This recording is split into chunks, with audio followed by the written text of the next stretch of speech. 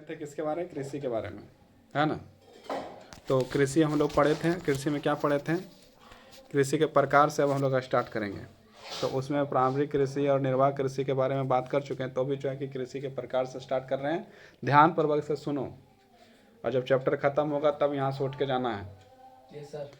हाँ ना, कोई आए कोई रोके कोई टोके कोई मतलब नहीं। हाँ। पहले पढ़ना है, कुछ भी हो जाए, भूकंप आए चाहे कुछ भी हो जाए, चाहे नहीं बाढ़ आ उठेंगे। जाए चाहे चक्रवात आ जाए, पहले चैप्टर खत्म होगा, चैप्टर खत्म, उसके बाद खाने जाना। उसके बाद कहीं जाना है। कृषि के प्रकार। कृषि हमारे देश के प्राचीन आर्थिक क्रिया है, पहले हम लोग पढ़ चुके हैं। पिछले हजारों साल के दौरान भौतिक, पर्यावरण, प्रौद्योगिकी और सामाजिक सांस्कृतिक रीति रिवाजों के अनुसार खेती करने की विधियां सार्थक परिवर्तन हुआ। जीवन निर्वाह खेती से लेकर वाणिज्य खेती तक कृषि के अनेक प्रकार के हैं। पहले भी बताए थे। क्या बताए थे? जीवन निर्वाह कृषि क्या होता है? जो जीवन के निर्वाह के लिए कृषि किया जाता है उसे जीवन निर्वाह कृषि कहते हैं। और वाणिज्य कृषि किसे कहते हैं? जो बेचने के लिए किया जाता है उसे वाणिज्य कृषि कहते हैं। कृषि के अनेक प्रकार हैं। वर्तमान समय में भारत के विभिन्न भागों में निम्नलिखित प्रकार के कृषि तंत्र अपनाए गए हैं। भारत एक विशाल भूभाग है। दुनिया का 7वां सबसे बड़ा देश जो है कि भारत है। तो इसमें जो है कि कहीं सूखा प्रदेश भी है तो कहीं भींगा प्रदेश भी है, कहीं बर्फ़ है तो कहीं जो है कि धूल उड़ रहा है। हाँ ना, राजस्थान में धूल नहीं उड़ता है का? तो सूखा है तो धूल, तो वही तो बोला धूल उड़ता है। तो समझने वाला चीज़ है, जब कॉमन सेंस लगाओ।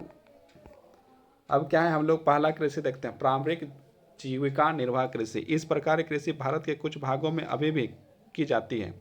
प्रारंभिक जीवन निर्वाह कृषि भूमि के छोटे टुकड़े पर आदिम कृषि औजारों जैसे लकड़ी के हल, देखो बड़ा सा जो भाग में इसको नहीं किया जाता है, छोटा सा भाग में किया जाता है ना। प्रारंभिक जीवन निर्वाह कृषि जो है, जीविका निर्वाह कृषि जो है, जीविका मतलब क्या? खुद खाने के लिए। उसमें क्या है कि उसको क्या किया जाता है? छोटे छोटे भाग में किया जाता है, छोटे भूभाग में किया जाता है। और इसके लिए क्या है कि हल का इस्तेमाल करता है। क्या चीज़ का इस्तेमाल करता है? हल का इस्तेमाल। हल का इस्तेमाल जो है करने का जो है काम करता है ना। माने कि पुराना पुराना जो चीज़ है उसका इस्तेमाल जो है करके इसको किया जाता है। छोटे टुकड़ों पर आदिम कृषि औजारों जैसे लकड़ी के हल, उसमें लकड़ी का हल, ढलाव, खुदाई करने की छड़ी, माने खुदाई करने के लिए जैसा लहसुन वहाँ जो है कोड़ने के समय क्या किया जाता है? लहसुन प्याज, तो उसके कोड़ने जैसा रहता है छोटा सा। छड़ी तथा परिवार के अथवा समुदाय श्रम की मदद से की जाती है। इसमें क्या है कि घर के ही लोग जो इसमें काम करता है, बहुत सारे लोग काम नहीं करता है, केवल और केवल घर के लोग काम करता है। इस प्रकार की कृषि प्रायः मानसून, मृदा की प्राकृतिक वर्षा और फसल उगाने के लिए अन्य पर्यावरणीय परिस्थितियों की उपयुक्तता पर निर्भर करती है। और इसमें जो है कि कृषि जो है कि घर के लोग ही करके ख़त्म कर देता है, खा पी के फिर करेगा। या कर्तन दहन प्रणाली कृषि है। एक जो है कृषि है जिसका नाम क्या है? कर्तन दहन प्रणाली। कर्तन मतलब क्या है? पहले काटो। दहन मतलब क्या है? जलाओ। और प्रणाली मतलब क्या है? यही स्थितियाँ। कर्तन मतलब काट दो। जैसे मान लो कि कोई आदमी को जो है कृषि करना है जंगल में, पहले क्या है कि जंगल है चाहे झूड़ गजार कुछ भी है, तो उसको हम लोग क्या किए? कर्तन मतलब काट दिए। काट दिए उसके बाद कटा के उसे क्या किया? दहन कर दिए। दहन मतलब जला दिए, है ना। तो ये प्रणाली मतलब इस प्रकार के। यह कर्तन दहन प्रणाली कृषि है। किसान जमीन के टुकड़े पर साफ करके उस पर अपने परिवार के भरण पोषण के लिए अनाज या अन्य खाद्य फसलें उगाते हैं। मतलब पहले जो है ये ज़मीन को साफ किया जाता है, फिर उसको जला दिया जाता है और उसमें जो है अनेक प्रकार की फसल को लगा दिया जाता है। जैसे उसी में जो छोटे से टुकड़ा में क्या है, धान भी लगा देगा, गेहूँ भी लगा देगा, चना भी लगा देगा, टमाटर भी लगा देगा, सब उसमें जो है कि उत्पादन कर लेता है। जैसे धान कट गया तभी क्या लगाया गया? आलू। आलू के साथ क्या लगाया गया? मूली। मूली के साथ क्या लगाया गया? प्याज। प्याज के साथ क्या लगाया? लहसुन। लहसुन के साथ क्या लगाया गया है? बैगन। बैगन। बैगन के साथ क्या लगाया? गोभी। गोभी के साथ क्या लगाया गया? मिर्चा। तो ये कौन सा कृषि है? ये कौन सा कृषि है? ये जीवन निर्वाह कृषि है ना। मतलब सब एक ही जगह उत्पादन कर रहा है। इसको जो है कर्तन दहन प्रणाली भी इसको कहते हैं। ये छोटे स्थान पर खाली घर एक आदमी को खाने के लिए जो है इसको जो है किया जाता है। समझ में आया? किसान जमीन के टुकड़े साफ करके उस पर अपने परिवार के भरण पोषण के लिए अनाज या अन्य खाद्य फसलें उगाते हैं। जब मृदा की उर्वरता कम हो जाती है तो किसान उस भूमि के टुकड़े पर स्थानांतरित हो जाते हैं। मतलब उस भूमि में जो है, पहले के बात है सब है, मतलब कि उसमें जो है कि उत्पादन जब कम होने लगता है तो उस जगह को छोड़ के दूसरा जगह में चल जाता था और दूसरा जगह उत्पादन करता था। है ना। और कृषि के भूमि पर दूसरा टुकड़ा साफ करके, मतलब एक जगह में उत्पादन किया, एक बार किया, 2 बार किया, 3 बार किया, उसके बाद वहाँ पर जो है कि पोषक तत्व की कमी हो गई, जिसके कारण से उत्पादन कम होने लगा। जब कम होने लगता था तो लोग क्या करते थे, उस जगह को छोड़कर दूसरा ज़मीन को साफ करके फिर वहाँ पर जो है उत्पादन करना शुरू करते थे। फिर वहाँ एक बार किया, 2 बार किया, जब उत्पादन कम होने लगता था फिर तीसरा जगह चल गया, फिर चौथा जगह चल गया। कर्तन धान प्रणाली ही जो है झूम खेती बन जाएगा। झूम खेती मतलब क्या, एक जगह से 2 जगह, 2 जगह से 3 जगह, 3 जगह से 4 जगह। समझ में आया। कृषि के लिए भूमि का दूसरा टुकड़ा साफ करते हैं। कृषि के इस प्रकार के स्थानांतरण से प्राकृतिक प्रक्रिया द्वारा मिट्टी की उर्वरता शक्ति बढ़ जाती। मतलब जहाँ पर कहीं उत्पादन नहीं और वहाँ उत्पादन करेंगे तो क्या वहाँ पर ज़्यादा उत्पादन होगा या कम उत्पादन होगा? वहाँ पर ज़्यादा उत्पादन होगा। चूँकि किसान उर्वरक अथवा अन्य आधुनिक तकनीकों का प्रयोग नहीं करते थे, मतलब उस समय क्या आधुनिक जो है, जो सल्फेट वाल्फेट जो है, पेस्टिसाइड जो है, इस सब का इस्तेमाल, कीटनाशक चीज़ जो है कि इस्तेमाल नहीं करता था। आज के समय में जो खाली सल्फेट का इस्तेमाल करता है ना, रासायनिक उर्वरक का इस्तेमाल करता है, लो सल्फेट, है ना। इसी कारण से जो है कि इतना सल्फेट हो जाता है कि लोग जो है कि बैगन भी खाता है तो बैगन में भी जो है कि जहर की मात्रा पाया जाता है।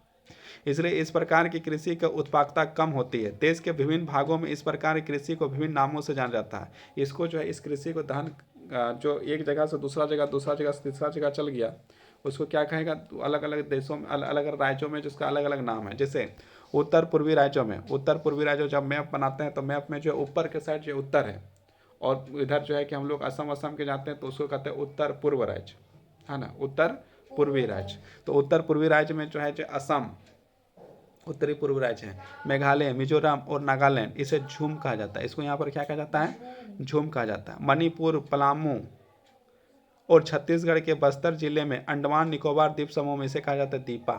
इसे क्या कहा जाता है, दीपा कहा जाता है ना। देखो अब देखो झूम, अभी हम लोग दहन की कर्तन दहन प्रणाली पढ़े, झूम पढ़े, ये दोनों क्या है, एक ही चीज़ वे हैं। झूम कर्तन दहन प्रणाली कृषि के मैक्सिको और मध्य अमेरिका में मिफा, देखो दूसरे देश में इसको जो अमेरिका में क्या कहा जाता है, मिल्फा, वेनेजुला में इसको कहा जाता है कोनुको, ब्राज़ील में कहा जाता है रोका, मध्य अमेरिका में कहा जाता है मोसले, इंडोनेशिया में कहा जाता है लद्दाख, और वियतनाम में कहा जाता है रे के नाम से भी जाना जाता है। भारत में भी यह पारंपरिक किस्म की खेती अनेक नामों से जानी जाती है। जैसे मध्य प्रदेश में बेबर, दहिया में आंध्र प्रदेश पोडो अथवा पेड़ा, ओडिशा में क्या कहा जाता है, पाडावी, कोमान में कहा जाता है बीरागी, पश्चिम घाट में कहा जाता है कुमारी, दक्षिण पूर्वी में कहा जाता है राजस्थान के जो है, तो दक्षिणी पूर्वी राजस्थान में कहा जाता है वालरे और या वाटरे, और हिमालय क्षेत्र में कहा जाता है खील, झारखंड में कहा जाता है कुरवा, से कुरुम्बा बोल देते हैं, कुरवा, और उत्तर पूर्वी प्रदेशों में क्या कहा जाता है, इसको झूम। यही जो है दहन, यही जो है क्या है, इसको क्या कहेंगे, कर्तन दहन प्रणाली भी कहेंगे, इसको झूम कृषि भी कहेंगे, माने अनेक प्रकार के इसके नाम है। समझ में आया। इसके बाद और आगे बढ़ते हैं। रिंझा, असम में डिपू, असम में क्या कहता है, डिपू के बाहरी क्षेत्र में अपने परिवार के साथ एक गांव में रहती थी। अच्छा ये कहानी आ गया। 4.3 में जो एक जो है कि रिंझा असम के डिपू के बाहरी क्षेत्र में अपने परिवार के साथ एक गांव में रहती थी।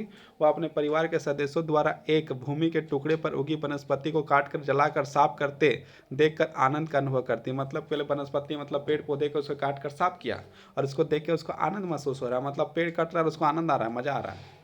वह प्रायः परिवार के सदस्यों के साथ बांस के नाले द्वारा झरने के पानी लाकर अपने खेत का सिंचाई करते थे। मतलब बांस का नाला है और उसमें जो है क्या करते थे, अपना सिंचाई करते थे खेत का। वह अपने परिस्थान में लगाव रखते थे और जब तक संभव हो यहाँ रहना चाहती थी, परंतु इस छोटी सी बच्ची को अपने खेत में मिट्टी की घटती उर्वरता के बारे में कुछ भी पता नहीं था, जिसके कारण उसके परिवार को अगले वर्ष नए भूमि के टुकड़े की तलाश में करनी। मतलब कि जो है इस बच्ची को नहीं पता था कि इसको जो है कि इसको लगा कि जितना दिन हम रहना चाहते हैं यहीं रहेंगे, है ना, और यहीं इसी तरह करेंगे। लेकिन इसका परिवार के सदस्यों को देखा कि जो है कि अब इसमें जो है कि खेती उत्पादन जो है कम हो रहा है, तो उन लोग क्या है कि नया जमीन का टुकड़ा के लिए उन लोग जाने लगा। तो उस खेती को क्या कहेंगे, झूम कृषि, है ना, या फिर उसको क्या कहेंगे, दहन कर्तन प्रणाली, कर्तन दहन प्रणाली। अब देखो क्या है, क्या आप बता सकते हैं कि रिंझा का परिवार किस प्रकार की कृषि कर रहा है? तो कौन किस प्रकार की कृषि कर रहा है? झूम खेती, शिल्पा, कुमारी, कुछ भी बोलो, वो उस प्रकार की खेती कर रहा है कि नहीं। मतलब एक जगह से दूसरे जगह जाने वाला है तो कौन सा है, हाँ तो मिल्फा जो भी है, तो उसको जो है क्या है, मतलब वो कौन सा खेती कर रहा है? झूम खेती कर रहा है। अब यहाँ से यदि खत्म हो जाएगा तो दूसरे जगह हो जाएगा। मतलब अब दूसरा क्वेश्चन क्या है, क्या आप उन फसलों के नाम बता सकते हैं जो इस प्रकार की कृषि में उगाई जाती हैं? मतलब यहाँ पूछा जा रहा है कि आप उस फसलों का नाम बता सकते हैं जो इस प्रकार की कृषि में उगाया जाता है। तो क्या उगाया जाता है वो तो आप लोग को बताना है। तो आप देखो गहन जीविका कृषि, गहन जीविका कृषि के बारे में हम लोग बात करते हैं। इस प्रकार की कृषि उन क्षेत्रों में की जाती है जहाँ भूमि पर जनसंख्या का दबाव अधिक है। मतलब जहाँ पर जनसंख्या अधिक मात्रा में, वहाँ पर कौन सा कृषि कहा जाता है? गहन जीविका, गहन जीविका कृषि। गहन जीविका कृषि। यह श्रम गहन खेती है जहाँ अधिक उत्पादन के लिए अधिक मात्रा में जैविक रासायनिक मतलब का सल्फेट का इस्तेमाल कर रहा है, निवेश और सिंचाई का प्रयोग करता है। मतलब पानी भी बहुत लगता है ना। इसको कहते हैं गहन जीविका कृषि। कृषि। क्या आप भारत के कुछ राज्यों के नाम बता सकते हैं जहाँ इस प्रकार की कृषि की जाती है? मतलब गहन निर्वाह कृषि जहाँ किया जा रहा है, गहन जीविका कृषि जहाँ किया जा रहा है, उस कुछ क्षेत्रों का नाम पूछा जा रहा है। तो आप बताइए आराम से कहाँ का है ना? सल्फेट वो पूछ रहा है कौन सा राज्य में जो है कि कृषि को किया जाता है ना। तो और तुमको ये थोड़ी बोला है कौन सल्फेट और कौन चीज है। कौन राज्य में किया जाता है? देखो क्वेश्चन क्या है, क्या आप भारत के कुछ राज्यों के नाम बता सकते हैं जहाँ इस प्रकार की कृषि की जाती है? मतलब कौन सा कृषि की जाती है? गहन जीविका कृषि की जाती है। उन राज्यों का नाम जो है बताना है। तो अपना आराम से बताना कमेंट में। हमें आगे बढ़ते हैं।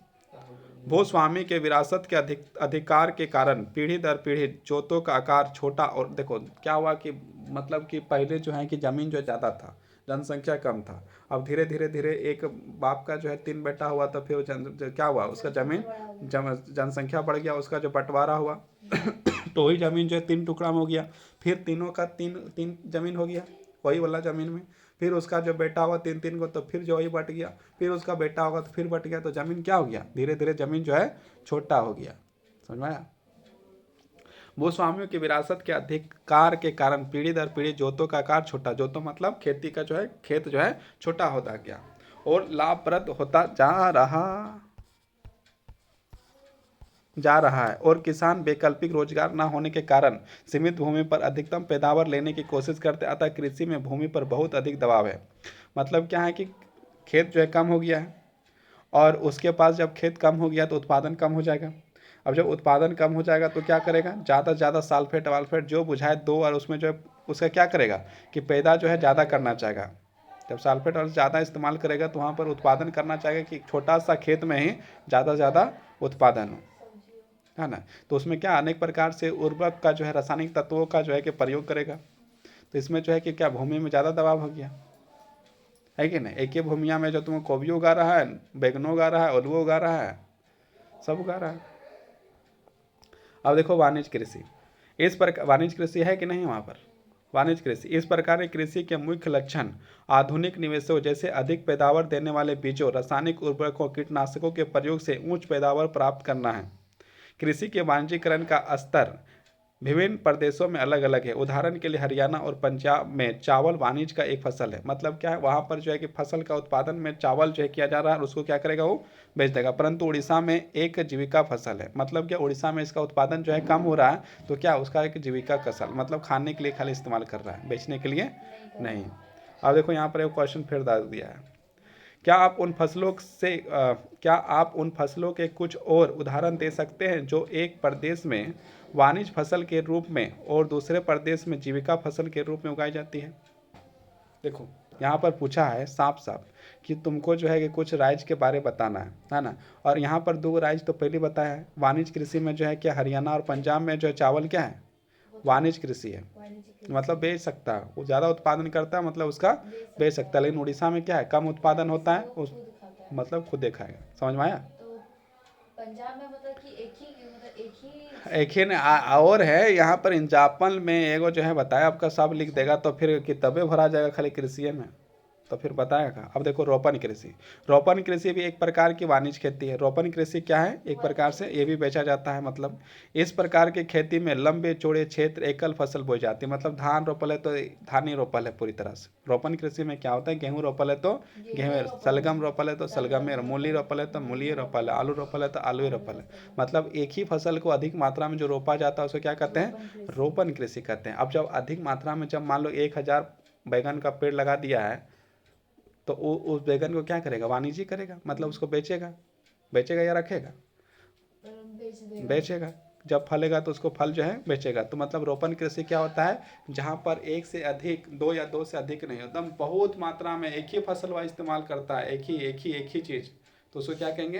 रोपण कृषि। मतलब साग लगाए तो सागे लगा है कि नहीं? धान लगाए धान, गेहूँ लगाए तो गेहूँ लगा है, तो एक ही फसल यदि हो तो उसको क्या कहेंगे? रोपण कृषि। लंबे चौड़े क्षेत्र में एकल फसल बोई जाती है। रोपण कृषि उद्योग और कृषि के बीच एक अंतरापृष्ठ है। रोपण कृषि व्यापक क्षेत्र में की जाती है, मतलब लंबा क्षेत्र में किया जाता है, जहाँ पर स्थान ज़्यादा, जो अत्यधिक पूंजी और श्रमिक की सहायता की जाती है। अब मान लो कि जब बैगन लगे जाए 1000, तो एक आदमी लगाएगा 1000, तो क्या तो मर जाएगा बेचारा लगाते लगाते। तो उसमें क्या श्रमिक चाहिए, मतलब मजदूर चाहिए कि नहीं? श्रमिक मतलब क्या है? मजदूर। मजदूर का इस्तेमाल होता है। जब तोड़ने के लिए जाएगा तो क्या एक ही आदमी 1000 पेड़ का तोड़ेगा? नहीं तोड़ेगा। तो मतलब क्या, वो मजदूर चाहिए तोड़ने के लिए। मतलब इसमें जो अधिक उत्पादन भी होता है और अधिक मेहनत भी चाहिए, है ना? समझ में आया? अत्यधिक पूंजी और श्रमिकों, मतलब इसमें पूंजी भी लगाना पड़ेगा। जहाँ पर हम एक पेड़ लगा रहे थे तो वहाँ पर हमको कम पैसा लग रहा था, अब 1000 लगा रहे हैं तो ज़्यादा पैसा लगेगा। अब जब 1000 लगा रहे हैं तो हमको आदमी भी चाहिए, मतलब श्रमिक भी चाहिए, है ना? तो उसमें भी जो है कि उसको पैसा देना पड़ेगा, है कि नहीं? अब जब इसको बेचेंगे तो बेचने के समय भी जो है कि हम लोग पैसा कमाई होगा, लेकिन बेचने के लिए भी जो है तोड़ा के जो है कि लेके जाना मार्केट में बेचना, गाड़ी वाड़ी क्या लंद फंद सब कुछ। इससे प्राप्त सारा उत्पादन उद्योग के कच्चे माल के रूप में प्रयोग किया जाता है। भारत में चाय जो लगाया जाता है उसमें क्या, जहाँ चाय लगाया जाता है, चाय का पत्ती, वहाँ पर चाय लगाया जाता है। ऐसा थोड़ी नहीं कि वहाँ पर बैगन का भी पत्ती लगा दिया, लगाता है का? जहाँ कॉफ़ी लगाया जाता है वहाँ पर सिर्फ कॉफ़ी ही लगाया जाता है। जहाँ रबड़ लगाया जाता है वहाँ पर सिर्फ रबड़ ही लगाया जाता है। रबड़ का पेड़ होता है मेटोनी, है ना? तो उसका दूध निकलता है, दूध से रबड़ बनता है, और पेड़ होता है, मतलब रबड़ फरेगा। ना गजब का इंसान है। तो रबड़ का पेड़ होता है, तो रबड़ का मतलब जो बना के देता है उससे थोड़ी रबड़, उसका रबड़ बनाया जाएगा उसमें। गन्ना जहाँ लगाया जाता है तो पूरा पूरा पूरा गन्ना लगाया जाता है, लेकिन हम लोग क्या किए, छोटा सा गन्ना लगा दिए, हाँ ना? केला लगाया जाता है तो पूरा केला लगाया जाता है, केला ही केला। ये सब क्या है कि जब इसका उत्पादन होगा तो क्या, रोपण कृषि है, और जब इसका उत्पादन होगा तो क्या करेगा, केले सब खा जाएगा? नहीं, बेचेगा। तो क्या करेगा वो? बेच देगा। इत्यादि महत्वपूर्ण रोपण फसलें हैं। असम और उत्तरी बंगाल में चाय, कर्नाटक में कॉफी वहाँ की मुख्य रोपण फसलें हैं, जो कि रोपण कृषि उत्पादन की बिक्री के लिए होता है। मतलब क्या है, क्या होता है? बिक्री के लिए होता है। इसलिए इसके विकास में परिवहन और संचार के साधन संबंधित उद्योग और बाजार महत्वपूर्ण योगदान है। अब मान लो कि जो है कि इसका जो उत्पादन हो गया और इसके पास यदि गाड़ी नहीं रहा तो कैसे कैसे लेके जाएगा? माथवा में? नहीं। तो बाइक चाहिए, तो बाइक चाहिए, चाहे कोई भी 4 व्हीलर चाहिए, कुछ भी चाहिए जिसमें सामान। कैसे जाएगा सर? टेम्पो में, टेम्पो में भी उसके लिए ट्रैक्टर में, छोटा हाथी, बड़ा हाथी में, ये सब चाहिए कि नहीं चाहिए? अब यदि वो रखेगा तो उसमें क्या चाहिए, उसको पेट्रोल चाहिए, उसमें ड्राइवर चाहिए, उसमें जो उसका खर्चा लगेगा। और मान लो कि बाजार ही नहीं रहेगा कहीं, तो कहाँ बेचेगा? तो उसको अब एक क्या चाहिए, मार्केट चाहिए, बाजार चाहिए, तो बाजार में जाके बेचेगा। मतलब इसके बाद उसको संचार भी चाहिए, उसको जो परिवहन भी चाहिए। परिवहन मतलब क्या, कोई भी गाड़ी चाहिए। साधन से संबंधित उद्योग बाजार महत्वपूर्ण योगदान, और उसके यदि बाजार नहीं रहा तो बेचारा क्या करेगा?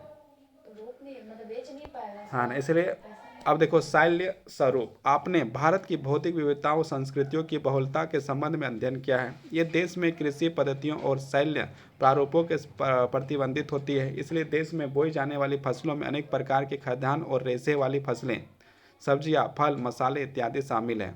भारत में 3 शैल्य ऋतुएं हैं जो इस प्रकार है: रबी, खरीफ और जायद। देखो क्या होता है, 3 प्रकार की ऋतु बताया जाता है। एक है रबी, एक होता है खरीफ और एक होता है जायद। देखो रबी मतलब क्या हो गया, रबी माना सूरज, तो ये जो ठंडा का दिन होगा। खरीफ मतलब गर्मी के दिन होगा, और गर्मी और बीच में जो है कहा जाता है जायद। देखो अभी रबी फसलें के बारे में पहले देखते हैं। रबी जहाँ आ गया, रबी माना सूर्य, और सूर्य की आवश्यकता कब होता है? ठंडा दिन में ज़्यादा सूर्य की जो है आवश्यकता होता है। गर्मी दिन में कोई बोलता है क्या सूरज के प्रकाश के पास जाएंगे? इसको ऐसे भी याद रखा जाता है, रबी फसल जो है ठंडा, रबी मतलब सूरज, और सूरज की आवश्यकता कब हो रही है? ठंडा के दिन में हम लोग जो है सूरज को खोजते हैं, और सूरज मिलता नहीं है। तो मतलब क्या है, रबी फसल होगा तुम्हारा ठंडा के दिन में, है ना? अब देखो रबी फसलें के शीत ऋतु मतलब ठंडा का दिन अक्टूबर से लेकर दिसंबर के मध्य बोया जाता है। मतलब उसमें जो है कि अक्टूबर और दिसंबर के बीच में क्या जो अभी जो है कि बहुत सारे लोग जो है आलू लगा रहे होंगे, बहुत सारे लोग चना लगा रहे होंगे, लगाता है कि नहीं, बहुत सारे लोग मटर लगा रहे होंगे, प्याज लगा रहे होंगे, लहसुन लगा रहे होंगे, लगा रहे हैं ना। मतलब ये सारे फसल क्या है, ये सारे रबी फसल है।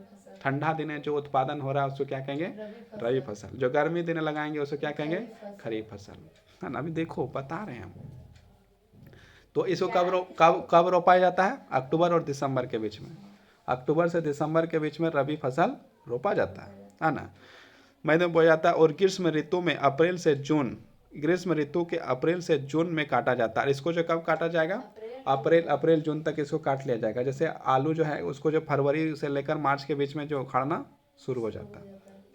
लहसुन जो है कि उसको भी बैठ जाता है, प्याज भी जो बैठ जाता है। तो सब जो है क्या है, फरवरी मार्च अप्रैल तक जो है कि सब जो है कि सब उखाड़ के घर में जो भी उत्पादन है सब घर में। अब देखो क्या क्या है, गेहूं को काट लिया जाएगा, है ना, जो काट लिया जाएगा। मटर तो बेचारा उतना दिन तक रहता ही नहीं है ना, वो जो है कि उतना दिन टिकेगा भी नहीं। मटर जो है अक्टूबर में लगाएगा तो अप्रैल तक रहेगा नहीं रहेगा। तो इसको जो मटर जो पहले समाप्त दिसंबर जनवरी तक जो है कि मटर समाप्त। चना जो है कि वो भी जो जनवरी पार नहीं कर पाता है। सरसों जो है कि वो जाता है फरवरी तक, है ना, फरवरी तक चल जाता है। कुछ रबी फसलें हैं, गेहूँ, जौ, मटर, चना, सरसों, मतलब ठंडा दिन में जो उत्पादन होता है उसको क्या है, वो रबी फसल। रबी यद्यपि ये फसलें देश के विस्तृत भाग में बोई जाती है, और मतलब अनेक भागों में बोई जाती है। उत्तर और उत्तरी पश्चिमी राज्य जैसे पंजाब में भी बोया जाता है सरसों का साग, मतलब सरसों बोया जाता है। हरियाणा, हिमाचल प्रदेश, जम्मू कश्मीर, उत्तराखंड और उत्तर प्रदेश, इस सब में गेहूं और अन्य रबी फसलें उत्पादन महत्वपूर्ण राज्य हैं। शीत ऋतु में शीतोष्ण पश्चिमी विभागों से होने वाली वर्षा इन फसलों के अधिक उत्पादन में सहायक होती है। पंजाब, हरियाणा, पश्चिम उत्तर प्रदेश, राजस्थान के कुछ भागों में हरित क्रांति की सफलता भी उपयुक्त रबी फसलों की वृद्धि महत्वपूर्ण कारक है। मतलब जो है कि जो हरित क्रांति हुआ उसमें से क्या हुआ कि जो है कि फसलें का उत्पादन जो कम होता था वो और ज़्यादा होने लगा। अब देखो खरीफ फसल के गर्मी के दिन एक फसल है। कब का फसल है, गर्मी। रबी मतलब था सूरज कब की जरूरत था, तो ठंडा में। और खरीफ कब है, गर्मी का दिन का। देखो खरीफ फसलें देश के विभिन्न क्षेत्रों में मानसून के आगमन के साथ बोई जाती है। मतलब जब पानी गिरना शुरू होता है जून जुलाई में, उस समय तुम्हारा जो है खरीफ फसल, जैसे धान क्या है तुम्हारा, खरीफ फसल होगा। देखो देखते हैं अभी। और जब पहला पानी आने लगता है तो उसमें जो है कि मक्का भी लगाया जाता है, मैंने जौनरा मक्का लगाना शुरू कर देते हैं, है ना। पानी आता है उस समय, पागल, ठंडा में कोई मकई लगाता है, पागल आदमी। खरीफ फसलें देश के विभिन्न क्षेत्रों में मानसून के आगमन के साथ, मतलब जब मानसून आता है, और सितंबर अक्टूबर में काट ली जाती है। और कब काटा जाता है इसको, अक्टूबर में काट लिया, और अक्टूबर में फिर आलू लगा देते हैं हम लोग, है कि नहीं। तो फिर जो है कि पहुंच गया। इस ऋतु में बोई जाने वाली मुख्य फसलों में चावल, क्या है, चावल। कब, पानी बरसात के दिन में लगा जाता है, उसमें ठंडा, मतलब कि थोड़ा ठंडा भी लगता है, थोड़ा गर्मी भी लगता है, गर्मी ज़्यादा लगता है। तो चावल कब रोपा जाता है, गर्मी से स्टार्ट हो जाता है कि नहीं। मक्का जौनरा, पानी नहीं गिरता है तो फिर जो है मक्का जो है मुरझा जाता है, मर जाता है कि नहीं। तो इसलिए फिर पानी पटाना पड़ता है। तो कब होता है, वो भी जो है कि तुम्हारा खरीफ फसल है ना। मई जून में इसको लगाया जाता है, बढ़िया रोद के समय में। ज्वार, बाजरा, तूर माने लाहरी दाल, अल्लाहर अभी लगाए हम लोग, है ना। अभी तक बढ़ते हैं। एक साल होने वाला। हाँ, तो 12-8 महीना में होता है। मूंग, उड़द, कपास, जूट, मूंगफली भी जो है कि तुम जब उस समय लगा सकता है। सोयाबीन, ये सब लगा सकता है। चावल खेती मुख्य रूप से असम में। अरे मैं तेरे को बताता है, देखो जो तुम्हारा जो मोटा अनाज, मतलब मक्का हो गया तुम्हारा मोटा अनाज, ज्वार हो गया मोटा अनाज, बाजरा हो गया तुम्हारा मोटा अनाज, ये सब जो है कि मोटा अनाज कहा जाता है ना। हाँ देखो, अब चावल की खेती मुख्य रूप से असम, पश्चिम बंगाल, उड़ीसा, आंध्र प्रदेश, तेलंगाना, तमिलनाडु, केरल, महाराष्ट्र, विशेषकर कोणार्क तटीय क्षेत्र, उत्तर प्रदेश, बिहार में की जाती है। चावल खेती कहाँ का किया जाता है, तो तुम्हारा जो है पश्चिम बंगाल, उड़ीसा, आंध्र प्रदेश, तेलंगाना, तमिलनाडु, केरल और महाराष्ट्र में जो है कि आपका बिहार तक में जो है कि क्या किया जाता है, चावल का खेती किया और हम लोग झारखंड में करते हैं, ठीक है ना। पिछले कुछ वर्षों में चावल पंजाब और हरियाणा में बोई जाने वाली महत्वपूर्ण फसल बन गई। अब जो है इसको जो है कि कहाँ रोपा जा रहा है? पंजाब और हरियाणा में। असम, पश्चिम बंगाल और उड़ीसा में धान की 3 फसलें औस, अमन, बोरो बोई जाती है। मतलब 3 फसल जो है कि धान की बोई जाती हैं। रबी खरीफ फसल ऋतुओं के बीच ग्रीष्म ऋतु में बोई जाने वाली फसल का जायद फसल कहते हैं। देखो रबी और खरीफ फसल जो होता है उसके बीच में जब हम लोग रोपते हैं तो उसको क्या बोलते हैं? जायद फसल। जैसे पानी वाला चीज़ सब रोपा आता है, जैसे तरबूज। तरबूज जो है कि जायद फसल है। खीरा, फोट, ये सब क्या है? जायद फसल है। देखो रबी फसल और खरीफ फसल के बीच में जो रोपा जाता है उसे क्या कहते हैं? जायद फसल। जायद, इसका परिभाषा भी हो गया। रबी फसल और खरीफ फसल के बीच में जो उसको रोपा जाता है उसको जायद फसल के नाम से जाना जाता है। समझ में आया? जायद ऋतु में तरबूज, देखो आ गया, तरबूज, खरबूजे, खीरे, सब्जियों और चारे के फसलों की खेती की जाती है। गन्ने की फसल को तैयार होने में लगभग 1 वर्ष लग जाता है। गन्ना को जो है आज लगा दो तो 1 साल के बाद तुमको जो है वो बड़ा हो जाएगा बांस जैसा, और उसके बाद उसको तोड़ो और चबाते रहो। आज यदि छोड़ दिया, नहीं खाया तो फिर क्या हो जाता है? इतना हार्ड हो जाता है कि क्या बोले, फिर मज़ा नहीं आता है कि नहीं? इसलिए जो है कि सही टाइम में उसको खाना भी ज़रूरी है। नहीं तो पता चला कि तुम सही टाइम में नहीं खाया तो फिर उसको चबाने में बड़ी हार्ड हो जाता है कि नहीं? अब देखो उसके मुख्य बाद फसल, क्या होता है? उसके बाद क्या होता है तो अभी जो फिर बढ़ेगा, अभी फिर जो है क्या होगा देखना, खाद खा के। मुख्य फसलें मिट्टी, जलवायु और कृषि के पद्धति के अंतर के कारण देश में विभिन्न क्षेत्रों में अनेक प्रकार की खाद्य और अखाद्य फसलें उगाई जाती है। भारत में उगाई जाने वाली मुख्य फसलें चावल, गेहूं, मोटे अनाज, दालें, चाय, कॉफी, गन्ना, तिलहन, कपास, जूट इत्यादि है। भारत में जो है अनेक प्रकार के फसल उठाया जाता है। जैसे चावल भी उगाया जाता है, गेहूं भी उगाया जाता है, मोटा अनाज उगाया जाता है। मोटा अनाज मतलब क्या? जो मोटा मोटा मोटा मोटा नहीं, जोंड्रा, मक्के, हाँ। उसके बाद जो है कि तुम्हारा जो पुराना समय आदमी जो खाता था, जौ, ये सब जो है कि सब मोटा अनाज में आता है ना? चावल, गेहूं, मोटे अनाज, दालें, चाय, कॉफी, गन्ना, तिलहन, कपास, ये सब जो भारत में उगाया जाता है। अब देखो चावल के बारे में क्या बोलता है। इसमें तो सबसे पहले भारत ही है। नहीं, ऐसा बात नहीं है। हर चीज़ में भारत आगे नहीं है, हर चीज़ में भारत पीछे भी है। भारत में अधिकांश लोगों का खाद्यान्न चावल है। मतलब अधिक लोग क्या खाना पसंद करता है? या तो चावल या तो रोटी। माने कि 2 टाइम या तो रोटी खा रहा है या तो 2 टाइम वो चावल खा रहा है, और एक टाइम जो या तो रोटी खा रहा है या तो एक टाइम चावल खा रहा है। समझ में आया? हमारा देश चीन के बाद दूसरा सबसे बड़ा, देखो सबसे ज़्यादा चावल कहाँ उगाया जाता है? चीन में। चीन में, है ना? और उसके बाद कौन उगाता है? भारत उगाता है। मतलब धान उगाने वाला देश जो है सबसे ज़्यादा बड़ा देश कौन है? चीन। और दूसरा नंबर में कौन आता है? भारत आता है। या एक खरीफ फसल है। इसको कब रोपा जाता है? बरसात के दिन में। बरसात दिन वाला क्या कहलाता है? खरीफ फसल कहलाता है। जिसे उगाने के लिए उच्च तापमान 25 डिग्री सेल्सियस, मतलब इसको गर्मी कितना तक चाहिए? 25 डिग्री सेल्सियस तक चाहिए ऊपर। और आर्द्रता जो है 100 सेंटीमीटर से वर्षा चाहिए, है ना? 100 सेंटीमीटर के अधिक वर्षा चाहिए, माने पानी चाहिए, आवश्यकता होती है। कम वर्षा वाले क्षेत्रों में इसे सिंचाई करके उगाया जाता है। जहाँ पर वर्षा नहीं हो रहा, मतलब जहाँ पानी नहीं है, वहाँ पर क्या करता है? मशीन से लगा के पानी दे देता है। तो उससे जो है कि, है ना, कुआं से, मशीन से, जहाँ से देता है लेकिन देता है। चावल उत्तर और उत्तरी पूर्व मैदानों, तटीय क्षेत्रों में, डेल्टाई प्रदेशों में उगाया जाता है। नहरों के नाल और नलकूपों की सघनता के कारण पंजाब, हरियाणा, पश्चिम उत्तर प्रदेश, राजस्थान के कुछ कम वर्षा वाले क्षेत्रों में भी चावल का फसल उगाना संभव हो गया। मतलब जहाँ पर पानी की व्यवस्था हो रहा है वहाँ पर भी जो है चावल उगाया जाता है। अब देखो गेहूं भारत की दूसरी सबसे महत्वपूर्ण खाद्य फसल है। मतलब कि जो है कि सबसे पहले तो चावल खाना पसंद करता है या तो गेहूं खाना पसंद करता है। तो गेहूं जो है कि भारत का जो दूसरा अत्यधिक महत्वपूर्ण फसल है। मतलब हर कोई रोटी और भाते खाता है कि नहीं? जो देश के उत्तर और उत्तर पश्चिम भागों में पैदा की जाती है। रबी की फसल उगाने के लिए शीत ऋतु पर पकने के समय खिली धूप आवश्यकता होती है। इसे उगाने के लिए समान रूप से विस्तृत 50 से लेकर 75 सेंटीमीटर वार्षिक वर्षा की आवश्यकता होती है। मतलब इसको 75, मतलब कि धान से इसको कम वर्षा की आवश्यकता है, मतलब पानी की जरूरत इसको कम पड़ता है। और गेहूं कब उगाया जाता है? ठंडा के दिन में। मतलब कौन सा फसल है ये? रबी फसल है। गेहूं उगाने वाले 2 मुख्य क्षेत्र है। उत्तर पश्चिम में गंगा सतलुज का मैदान और दक्षिण का काली मिट्टी, मतलब काली मिट्टी में भी इसको उगाया जा सकता है, वाला प्रदेश। पंजाब, हरियाणा, उत्तर प्रदेश, मध्य प्रदेश, बिहार, राजस्थान के कुछ भाग में गेहूं पैदा करने वाले मुख्य राज्य है। मतलब क्या कौन कौन से राज्य में? पंजाब, हरियाणा, उत्तर प्रदेश, इस सब में जो है क्या होता है? उत्तर प्रदेश, मध्य प्रदेश गेहूं उत्पादन वाले हाँ। और कौन सा फसल है ये? रबी फसल। फसल। अब देखो मोटे अनाज, मिलेट्स, ज्वार, बाजरा, रागी। देखो ज्वार, बाजरा, रागी, मक्का, ये सब जो है क्या है? मोटा अनाज है।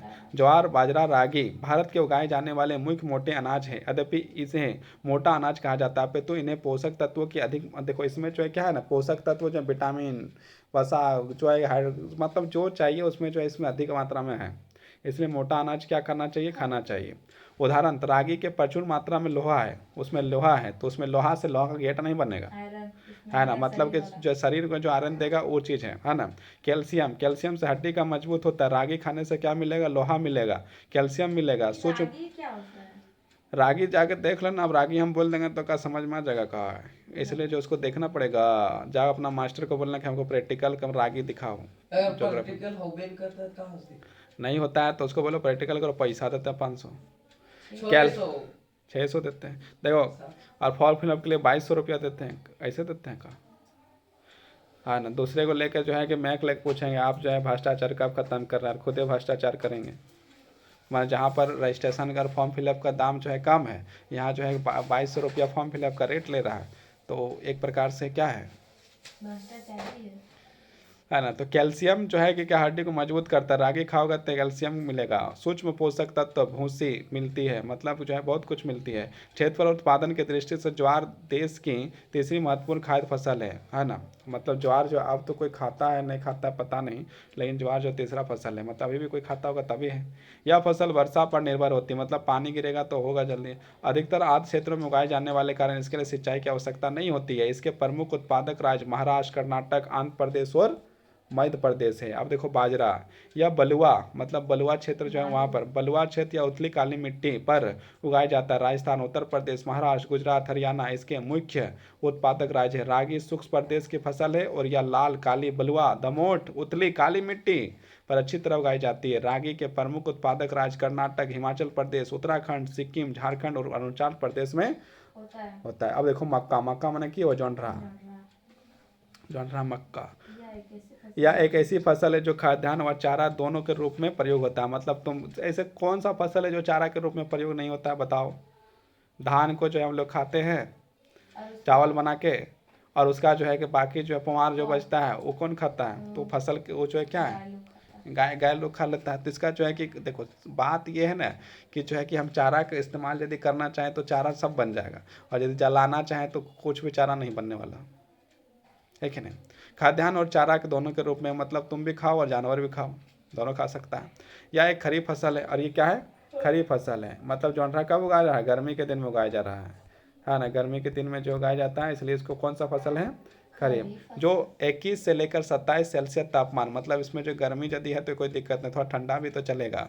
और पुरानी जलोढ़ मिट्टी, जलोढ़ मिट्टी दो प्रकार के बताए थे, एक पुरानी और एक नया। एक है क्या, एक खागर और बांगर, दोनों में क्या अंतर है। पुरानी मिट्टी बांगर, नया मिट्टी खादर। हाँ तो उसमें क्या अंतर है, कौन सा बलुआई मिट्टी है, कौन सा पतला मिट्टी है, भुला गया। जो मोटा मिट्टी बांगर है और पतला खादर है ना। तो ये कहाँ से आता है, जलोढ़ मिट्टी। हाँ जलोढ़ मृदा कहाँ से आता है। और जो नदी में बहता नहीं है। हाँ तो जो है कि जो नहीं पता है तो फिर से जाके सुन लो, वही तो है ना, जो समझ गया। आता नहीं है पहले से जो है कि हमें पढ़ा के रख दिया, हम दूसरा बार नहीं पढ़ाएंगे। अच्छी प्रकार से उगाए जाते हैं। बिहार जैसे कुछ राज्यों में मक्का रबी ऋतु में भी उगाई जाती है। आधुनिक प्रौद्योगिकी निवेशों जैसे उच्च पैदावार देने वाले बीजों के उर्वरक और सिंचाई के उपयोग में मक्का का उत्पादन बढ़ा है। कर्नाटक, मध्य प्रदेश, उत्तर प्रदेश, बिहार, आंध्र प्रदेश, तेलंगाना मक्का का उत्पादन होता है। मतलब ये जो है कि कर्नाटक, मध्य प्रदेश में क्या हो रहा है, वहाँ पर मक्का का उत्पादन होता है। अब देखो दालें, भारत में विश्व में दालों का सबसे बड़ा उत्पादक देश है। भारत में जो पूरा दुनिया में सबसे ज़्यादा यदि दाल जो उत्पादन होता है तो कहाँ होता है, भारत नहीं। देखो भारत विश्व दालों का सबसे बड़ा उत्पादक देश है और उपभोक्ता देश है। मतलब वो उपभोग भी करता है और उत्पादन भी करता है, मतलब खाता भी है सबसे ज़्यादा और उगाता भी सबसे ज़्यादा, बेचता नहीं है, बेचता है लेकिन कम मात्रा में बेचता है। उगाता सबसे ज़्यादा है और खाता भी सबसे ज़्यादा। और भारत सबसे ज़्यादा ही खाएगा क्योंकि इसकी जनसंख्या सबसे ज़्यादा है, तो जो खाएगा सबसे ज़्यादा खाएगा। शाकाहारी खाने में दाल सबसे अधिक प्रोटीन लाभदायक है। जो शाकाहारी भोजन करता है उसको दाल खाना चाहिए, मतलब उससे क्या मिलेगा, उसको प्रोटीन मिलेगा। तूर माने अरहर, उड़द, मूंग, मसूर, मटर, चना भारत का मुख्य दालनी फसल है। ये सब क्या है, सब इसमें दाल बनता है। क्या आप बता सकते हैं कि इसमें से कौन सी दालें खरीफ और कौन सी दालें रबी फसल में उगाई जाती हैं। यहाँ से पूछा है कि जो है बता सकते हैं का कि कौन सा जो है कौन सा दाल जो है रबी है और कौन सा जो दाल है खरीफ है। वो अपना सूची बना के देख लेना कौन रबी और कौन खरीफ है। दालों में कम कमी नमी, अच्छा नमी है, कमी नहीं। दालों को कम नमी की आवश्यकता होती है, मतलब पानी की जो है ज़रूरत ज़्यादा नहीं होता है। इन्हें शुष्क परिस्थितियों में उगाया जा सकता है। फलीदार फसलें होने के नाते अरहर, अभी अरहर जो है कि देखो अभी फूला है, लहर को छोड़कर अन्य सभी दालें वायु के से नाइट्रोजन लेकर भूमि की उर्वरता को बनाए रखते हैं। मतलब जो है वायु से लेता है, वायु से नाइट्रोजन लेकर भूमि की जो उर्वरता है ना उसको बनाए रखता है, इसलिए दाल का उत्पादन करना बहुत ज़रूरी है। लेकिन अरहर छोड़ के बाकी है ना, से भी समझ लेना। अतः इन फसलों को आमतौर पर अन्य फसलों के आवर्त में बोया जाता है। मतलब आवर्त मतलब आवर्तन मतलब क्या, रोटेशन में, मतलब धान लगा दिया उसके बाद फिर दाल लगा दिया। क्यों लगा दिया, क्या कि नाइट्रोजन की जो है मात्रा को बढ़ा दे, और नाइट्रोजन की मात्रा जब बढ़ जाता है तो फसल का उत्पादन ज़्यादा होता है। इसलिए जो है हर किसान को जो है कि दाल की खेती करना चाहिए। भारत में मध्य प्रदेश, राजस्थान, महाराष्ट्र, उत्तर प्रदेश और कर्नाटक दाल के मुख्य उत्पादक राज्य है। अब देखो खाद्यान्नों के अलावा अन्य खाद्य फसलें। गन्ना, गन्ना एक उष्ण कटिबंधीय फसल है। यह फसल 21 सेल्सियस लेकर मतलब गर्मी, इसको जो है गर्मियों में चल जाएगा, ठंडों में चल जाएगा, है ना। तो गन्ना है, गन्ना लगाए हैं, जाकर देख लेना कैसा होता है। देखा है गन्ना कैसा होता है सो। और ये 75 सेंटीमीटर से 100 सेंटीमीटर वर्षा, और मैंने इसको पानी भी दो तो कोई टेंशन नहीं, पूरा ले लेगा।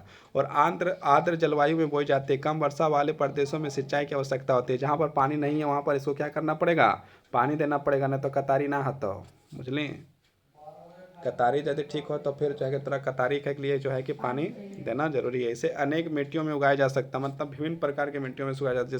तथा इसके लिए बुवाई से लेकर कटाई तक, मतलब इसको भी रोपा जाता है, कटाई तक शारीरिक श्रम की आवश्यकता होता है। मतलब इसको काटने जाओ और बोल लगाने जाओ तो दोनों में क्या है, मेहनत है कि नहीं, श्रम की आवश्यकता होती है। ब्राजील के बाद भारत में देखो, ब्राजील जो है दुनिया का सबसे ज़्यादा गन्ना उत्पादन करता है, ब्राजील देश। और दूसरा नंबर में कौन करता है, भारत। या चीनी, गुड़, खांड, सारी और सीरा बनाने में काम आता है। उत्तर प्रदेश, महाराष्ट्र, कर्नाटक, तमिलनाडु, आंध्र प्रदेश, तेलंगाना, बिहार, पंजाब, हरियाणा में गन्ना का उत्पादक होता है। मतलब वहाँ पर जो गन्ना जो है कि वो ज़्यादा उत्पादन किया जाता है। समझ में आया।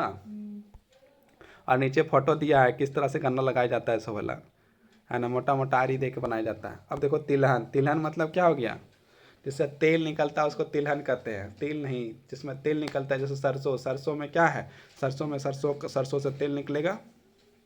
देखो अब तिलहन 2018 में भारत विश्व में चीन के बाद दूसरा बड़ा तिलहन उत्पादक देश है। मतलब तेल का उत्पादन करने वाला भारत जो है कि चीन के बाद दूसरा नंबर में आता है ना। सन 2018 में तोरिया के उत्पादन में भारत विश्व में कनाडा और चीन का तीसरा स्थान था, है ना। कनाडा से और तीसरा स्थान में पहुंच गया था तोरिया उत्पादन।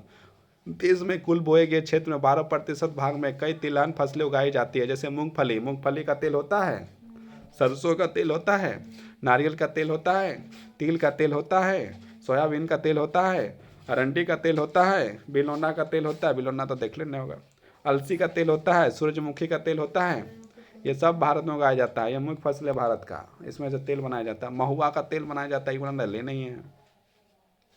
महुआ का तेल बनाया जाता है कि नहीं, तिल का तेल कहाँ बना? तेल का भी तेल होता है। तेल का दुकान में जाना, तेल का तेल मांगना दे देगा, है ना। इनमें से अधिकतर खाद्य और खाना बनाने के लिए प्रयोग किया जाता है। मतलब इसमें जो है क्या, लगाने और बनाने में दोनों में यूज होता है। मतलब शरीर में भी लगा लेता है, और खाना बनाने जैसे सरसों का तेल क्या है, उसको खाना बनाने के लिए इस्तेमाल होता है, और उसको बनाने और फिर जो है कि शरीर में लगा भी सकते हैं, है ना। परंतु इसमें से कुछ तेल बीजों का साबुन, देखो साबुन, परसान, श्रृंगार, मतलब कुछ ऐसे तेल हैं जिसका जो है कि लगाने, मतलब किस में इस्तेमाल हो रहा है, साबुन बनाने में। साबुन बनाने के समय तेल का इस्तेमाल होता है, समझा। जो साबुन बन रहा है उसमें भी तेल का इस्तेमाल किया जा रहा है। उपटन, उपटन पता है, उपटन लगाने के समय में तेल का इस्तेमाल किया। उद्योग में कच, हाँ उपटन, तुम नहीं जानता है तो चुप। उपटन मतलब उपटन जो तेल लगा, उपटन बनाने के समय, मतलब कि जब शादी होता है उस समय उपटन लगाया जाता है, रूप में प्रयोग किया जाता है। मूंगफली खरीफ के फसल तथा देश में मुख्य तिलहनों के कुछ उत्पादक तथा आधा भाग इसी फसल में है। मतलब मूंगफली का भी जो है कि तेल हवत है, समझ में आया, प्राप्त होता है। गुजरात में मूंगफली का प्रमुख उत्पादक राज्य है। इसके अतिरिक्त राजस्थान, तमिलनाडु मूंगफली के मुख्य उत्पादक राज्य हैं। 2019 से 20 अलसी और सरसों रबी के फसलें, तिल उत्तर भारत के खरीफ फसल, दक्षिण भारत में रबी की अरंडी खरीफ और रबी दोनों ही फसल ऋतु में बोया जाता है। क्या समझ में आया। अब हम लोग चाय का देखते हैं, चाय की खेती कहाँ होता है उसको देख लेते हैं। चाय की खेती रोपण कृषि का एक उदाहरण है। यह एक महत्वपूर्ण पेय पदार्थ की फसल है जिसे शुरुआत में अंग्रेज भारत में लाए थे। आज अधिकतर राज्य में बागानों के मालिक भारतीय है। मतलब कि पहले तो अंग्रेज ने लेकर आया, लेकिन आज जो है बागानों का मालिक, चाय का बागान का मालिक कौन है? भारतीय, मतलब भारत के लोग हैं। चाय का पौधा उष्ण और उष्णकटिबंधीय जलवायु, ह्यूमस और जीवांश युक्त गहरी मिट्टी तथा सुमन जल निकास वाले ढलाव क्षेत्रों में भली भांति उगाया जाता है। चाय की झड़ियों को उगाने के लिए वर्ष भर ठोस, नम और पालित जलवायु की आवश्यकता होती है। वर्ष भर समान रूप से होने वाली वर्षा का बौछार उसकी कोमल पत्तियों पर विकास होती है। मतलब कि जो है कि क्या होता है, इसको जो है साल भर पानी चाहिए, कोई दिक्कत नहीं था। उसका जो ऊपर में पानी आते रहे जाते रहे, कोई दिक्कत नहीं है। चाय एक श्रम सदन उद्योग है। मतलब चाय को जो है कि श्रम मतलब काम करने वाला चीज़ है। मतलब चाय तोड़ना, चाय पत्ती को तोड़ना पड़ेगा। इसके लिए प्रचुर मात्रा में सस्ता और कुशल श्रमिक चाहिए। मतलब इसमें जो है कि सस्ता आदमी चाहिए काम करने वाला। इसकी ताजगी बनाए रखने के लिए चाय की पत्तियां बागान से ही संसाधित की जाती है। चाय के मुख्य उत्पादक क्षेत्रों में असम, पश्चिम बंगाल, दार्जिलिंग और जलपुर, मतलब यहाँ जो उगाया जाता है। जिलों में, पहाड़ियों में, पहाड़ी क्षेत्र में तमिलनाडु, केरल, इसके अलावा हिमाचल प्रदेश, उत्तराखंड, मेघालय, आंध्र प्रदेश, त्रिपुरा आदि राज्यों में भी चाय की उगाई जाती है। सन 2018 में भारत विश्व में चीन के बाद दूसरा बड़ा चाय मतलब 2018 से जो है कि इतना चाय उत्पादन करता है कि चीन भारत से सबसे ज़्यादा उत्पादन करता है और 2 नंबर में जो है कि भारत उत्पादन करता है। समझ में आया? अब जो है कि नेक्स्ट में क्या पढ़ेंगे? कॉफ़ी, है ना? कॉफ़ी पढ़ेंगे ना? कॉफ़ी दिया है।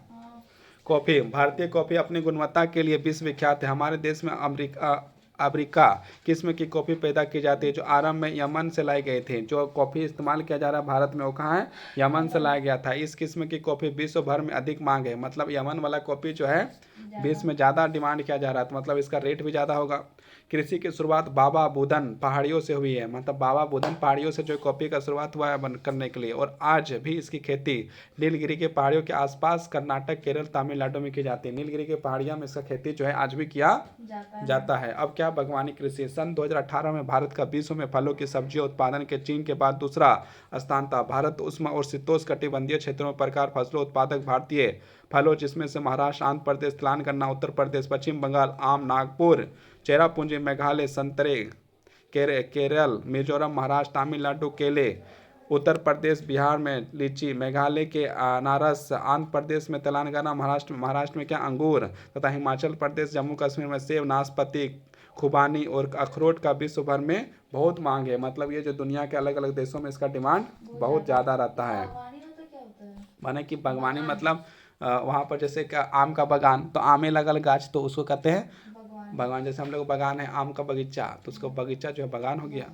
भारत का मटर, फूल गोभी, प्याज, बंद गोभी, टमाटर, बैगन और आलू का उत्पादन प्रमुख स्थान है। ये भी जो है कि बहुत सारा उत्पादन होते रहता है ना। अब देखो आगे, बीच में कहाँ से घुस गया सब, हाँ ना। अब देखो रबड़ में आ जाते हैं। रबड़ भूमध्य क्षेत्र में फसल के परंतु विशेष परिस्थितियों में उष्ण और उष्ण के क्षेत्रों में उगाई जाती है। इसको 200 सेंटीमीटर से अधिक वर्षा, मतलब इसको पानी दे दो जितना देना है, कोई दिक्कत नहीं है।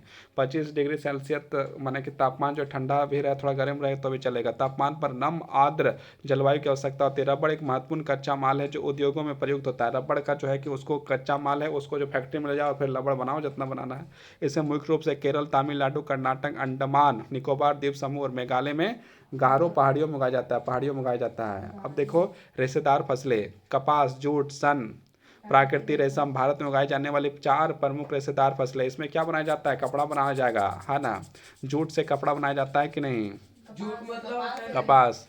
हाँ आचार्य जी, हमको जो है कि जूट तुमको दिखा देंगे, वो कपड़ा जैसा पतला पतला जैसे धागा जैसा होता है। प्राकृतिक रेशम। भारत उगाई जाने वाली प्रमुख 4 फसलें, इसमें से पहली चीन मिट्टी फसल उगाने से प्राप्त होती है, और चौथा रेशम कीड़े, मतलब कोकून। रेशम का कीड़ा जो है कि उसका जो है निकलता है ना, धीरे धीरे उसमें रेशम निकलता है, रेशम का धागा निकलता है, उसमें रेशम का कपड़ा बनाया जाता है। मैंने कीड़ा का जो है कि उसका बनाया जाता है, समझा। जो मलदर पेड़ में हरी पत्तियां पर पलता है, रेशम उत्पादन के लिए रेशम के कीड़ों का पालन रेशम उत्पादन कहा जाता है। जो रेशम के कीड़ा का पालन करता है उसे क्या कहते हैं? रेशम। उसको क्या कहते हैं?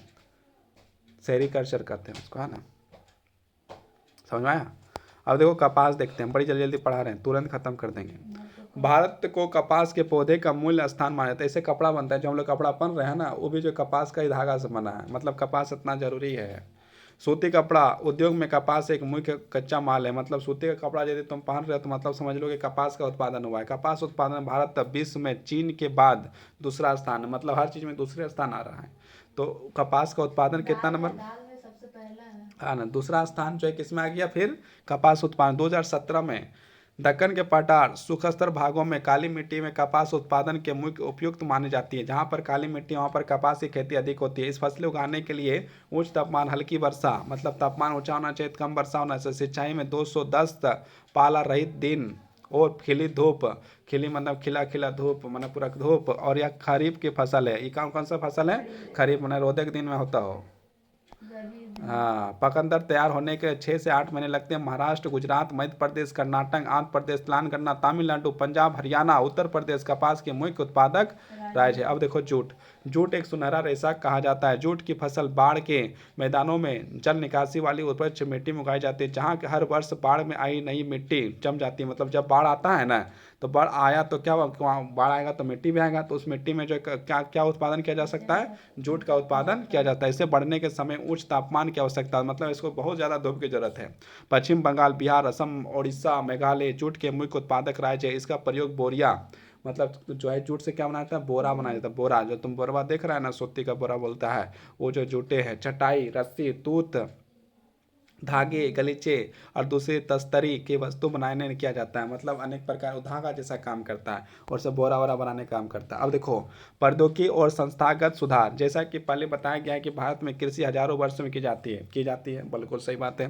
परंतु प्रौद्योगिकी हस्तांतरण परिवर्तन में अभाव, लगातार भूमि संसाधन का प्रयोग से कृषि का विकास अवरुद्ध हो जाता है तथा इसकी गति मंद हो जाती है। सिंचाई के साधनों का विकास होने के उपरांत देश में एक बहुत बड़े भाग में अभी भी किसान खेती बाड़ी के मानसून और भूमि के प्राकृतिक, मतलब कह रहा है कि भारत में जो है कि कृषि जो है ना पानी पर निर्भर है। पानी गिरा तो कृषि होगा, नहीं हुआ तो नहीं हुआ। तो बहुत सारे क्षेत्रों में क्या किया गया है कि कृषि के लिए क्या कर दिया गया, मशीन का व्यवस्था कर दिया, पानी का व्यवस्था कर दिया, नदी नाला का व्यवस्था कर दिया गया, जिससे जो है कृषि किया जाएगा।